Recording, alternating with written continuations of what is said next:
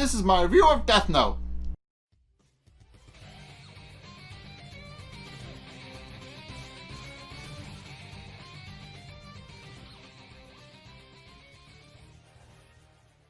Okay, so this episode is actually a little bit intriguing. It's not, I mean, it's pretty straightforward. Light and L eventually figure out that they are in fact who they say they are, at the least in Light's case. But Light figures out that L is actually L, and L begins to suspect that Light is Kira a little bit more, but nothing really concrete. But it does end on a bit of an intriguing cliffhanger, which I will get into in a minute. So what happens is the episode starts off with Light and L getting into a tennis match at L's request. Now, the real reason that L asks Light to a tennis match is because he knows that Kira hates losing, and that if Light is in fact Kira, it'll pretty much expose him pretty easily. Because even though L openly admits to himself that it's not guaranteed to 100% work as a suspecting tactic, because as he points out, it's just human nature for people not to want to lose. And also during this, Light and L are both contemplating if the identities of Kira and L. So L suspects that Light is Kira. That much has been made obvious several times over by this point. And Light is still unsure if L is actually who he says he is. And sure enough, the two of them, while they're internally monologuing while playing a tennis match, conclude that in order to actually confirm their suspicions, they're going to have to go to headquarters. So, yeah. And also, it's revealed that Light used to play professional tennis, but gave it up after a while. And L also played tennis and also grew up in England for a couple of years, but eventually stopped and pointed out that it wasn't really important. So yeah, the two are very good tennis players, and it's pretty much a tied match up until the end, with Light only winning because he eventually gets lucky. So yeah, it's actually a pretty impressive tennis match. And while it is more or less a front for L to try and figure out if Light is Kira, it is still a really good tennis match, because it's just two really good tennis players going at it with one another, and eventually one of them just winds up winning. So after that, they decide to actually go get a drink, with L deciding to humor Light because Light decided to humor him with a tennis match. So they go to a place that Light recommends, and the two get a coffee, with Light pointing out that because they're in a booth away from other people, that L can sit the weird way he does, with L remarking that he doesn't necessarily need to sit that way, and doesn't necessarily want to. He sits there that way because he has to, because it helps his deductive reasoning skills, apparently. So yeah, with that, L and Light actually discuss the case a little bit. So L mostly wants to see what Light's deductive reasoning is, and also mentions that he suspects Light is Kira and also wants him on the task force. And Light notably agrees, pointing out that it is a bit of a double-edged sword, because on the one hand, if he is Kira, then basically the investigation will be wrapped up either way.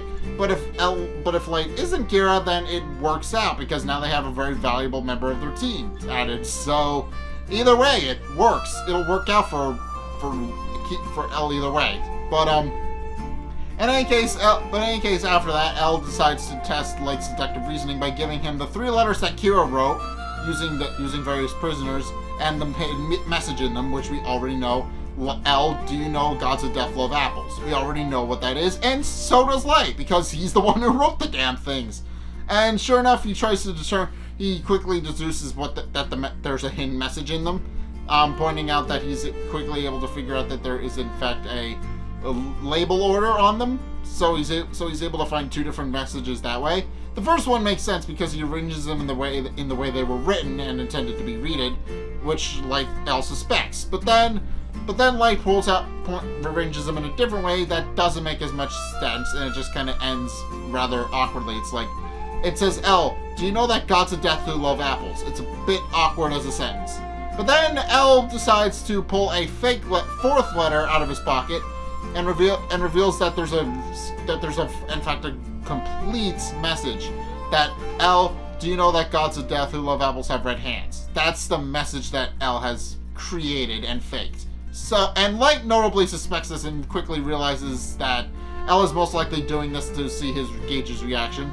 And it kind of does work because while L is impressed about Light's deductive reasoning. I should mention that. He quickly becomes impressed by Light's deductive reasoning. But Light also goes a bit on the defensive, pointing out that it's a bit unfair that he should be gauged as Kira, and that they should really confirm L's identity at Task Force, pointing out that that he doesn't really know for a fact that L is L, so he really needs to actually test that. And sure enough, he kind of winds up playing into L's hands because now L suspects him even more and deduces that maybe it is him because while the percentage is very low, it keeps getting higher the more he gets to know Light. So he suspects that there's at least a possibility that he's talking to Kira.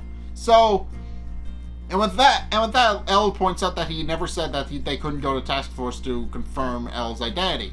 And that Light just assumes that was the case, that they couldn't go to Task Force to correct L's identity.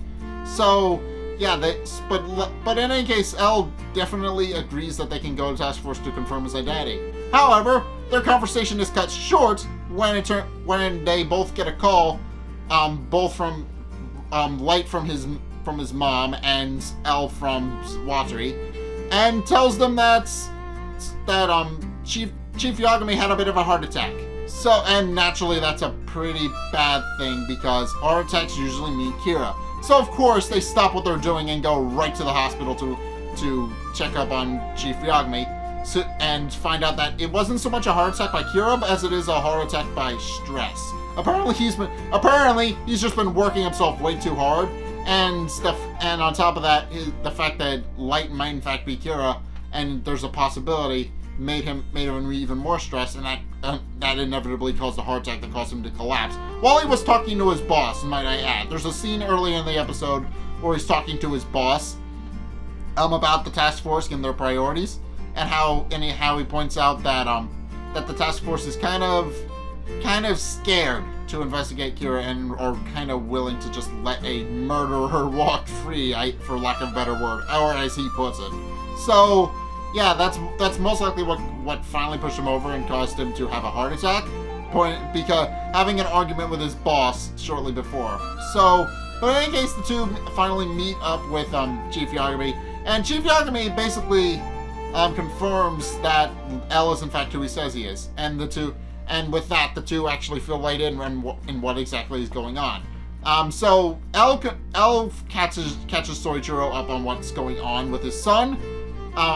This is probably the first time I've actually used his first name, but he confirms that Soichiro is in fact that Light is under suspicion, and Light immediately confirms that he's the only one he could suspect because it is a little bit because there are a lot of coincidences that just kind of line up to make Light the perfect suspect, and he's not surprised that Light is the prime suspect. So in any case, they also confirm that about Light's deductive reasoning, and how L has gotten very impressed with him, and how he would like to make him a member of the task force, and which Soichiro immediately tries to shut down because that's his son. I mean, would you want your son to join the task force when you're in the hospital? I mean, of course you wouldn't. You wouldn't want somebody to be chasing after a serial killer, especially if it's a loved one.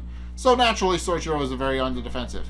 However, Light reaffirms his promise that he said that if anything were to happen to his father, he would take his father's place and try to catch him, and try to catch Kira in his place. So, yeah, with that, L kind of suspects it, but feels it's a little bit cheesy, so he doesn't really dwell on it all that much. And sure enough, Soichiro permits that Light is allowed to join the task force, but needs to be kept on a close watch. Afterwards, after being kicked out by the nurses because visiting hours have been over for like 10 minutes, they go back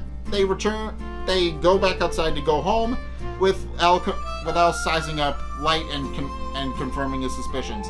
So pointing out that he suspects that Light is Kira, but he doesn't have any hard evidence yet. But there are a couple of similarities, and sure enough, Light again immediately gets defensive and asks if there's some way to clear his name. Maybe put him in a soundproof room with no TV or contact to the outside world for about a month, and see if anything happens.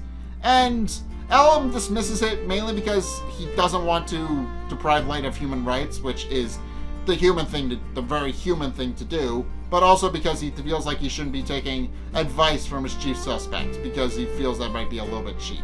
So, yeah, Light immediately agrees that that's probably a dumb idea, and the two go on their merry way.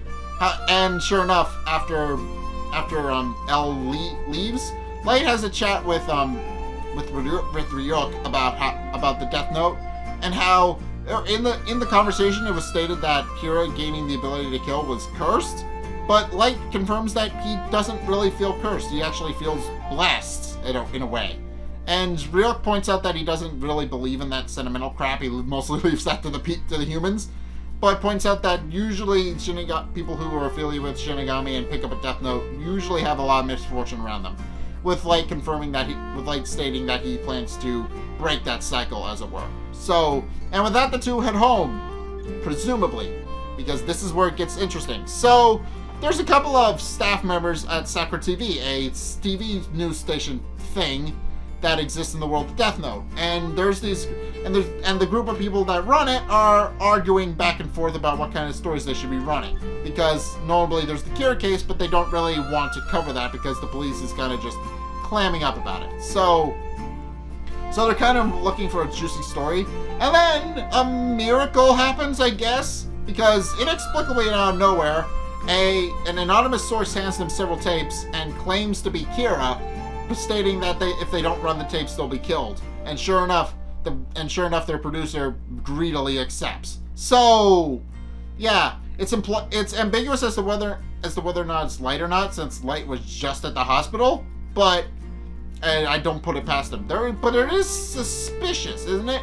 It is a little bit suspicious that shortly after there's just this other Kira or whatever that just shows up with tapes.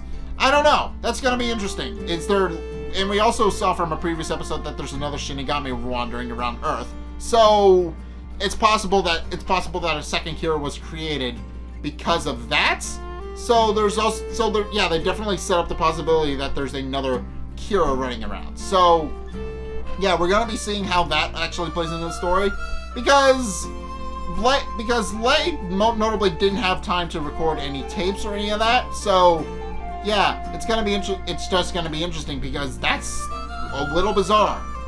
Light didn't have time to actually record any sort of tapes, so where did the tapes come from, and also who created them?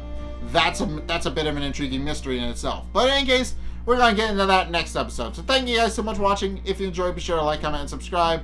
And also be sure to follow me on Facebook and on Twitter in the description below. And also check out my Patreon in the description below as well if you want to help support the show. It's only a couple bucks a month. It really helps me out, and you guys get access to a bunch of cool perks that my way saying thanks. So be sure to check those out in the description below as well. But in any case, thank you guys so much for watching, and until next time, I'll see you guys in the next video. Peace!